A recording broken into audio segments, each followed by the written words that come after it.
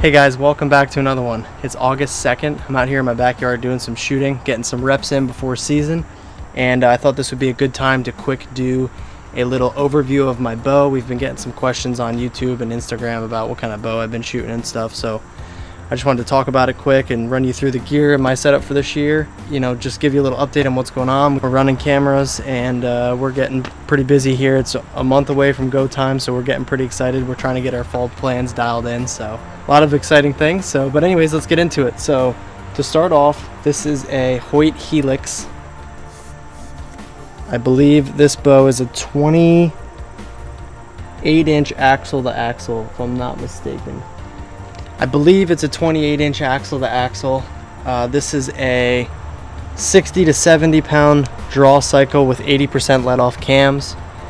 So jumping right in, the string I have on here is the America's Best Bowstrings Premium Series.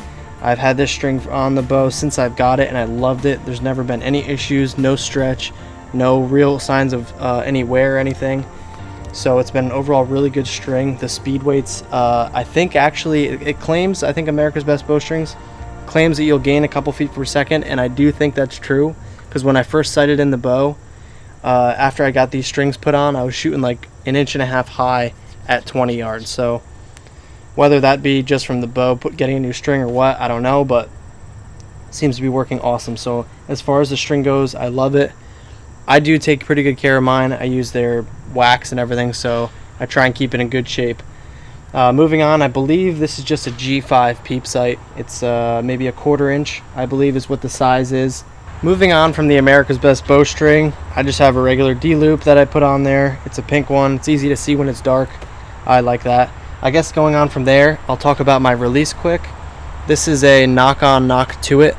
It's been a really good release. This is my first thumb hole release, and I like it because I can clip on and let it hang there in my bow, or on the hook in the tree. I don't like having the wrist strap just with filming and walking in and it always being around you. I'm not a big fan of it, so that was why I went to the thumb release, and I do love it. I think I have gotten a little bit more accurate with it as well. So that's the knock-on, knock-to-it. Going from the release, moving right along to the arrow rest. This is a QAD HDX. It's got some camo silencing on it, and then I've got just some neon serving material to hold it on tight. That's something I've been doing the last couple years, and it seems to make it last a lot longer, and it seems to really hold up and work well. So walking through brush and stuff, sometimes it can peel off. I've had that happen in the past. Going from that to my quiver, this is a Fuse 6 arrow. I think it's the Maxis, I believe, arrow quiver. It's been really good. I like it. It has a hook here, so I can just hook it on the tree. The dovetail mount for sliding it on my bow and off is streamlined, simple, and quiet. One thing is I do put some wax on the dial here that kind of stiffens it up. It avoids it rattling loose or falling out in the stand. I've had that happen before, so I always wax a lot of my screws and bolts on the bow just to keep it down, as well as my field points. Sometimes they'll rattle loose or whatever, it takes that rattle away, so that's a quick little tip. So moving on from the quiver, the arrows I'm shooting are Easton Full Metal Jacket 300 spine with a boning arrow wrap, and then the AAA Max vanes by Knock-On. I switched to these from the Blazer vanes. I think they actually do stabilize my arrow a little bit more. I've been super happy with them, as well as the durability of them. Moving up the arrow here, I do have 50 grains of brass from Easton. It's the hit insert inside the front of the arrow. That helps my front of weight, my front of center, my FOC.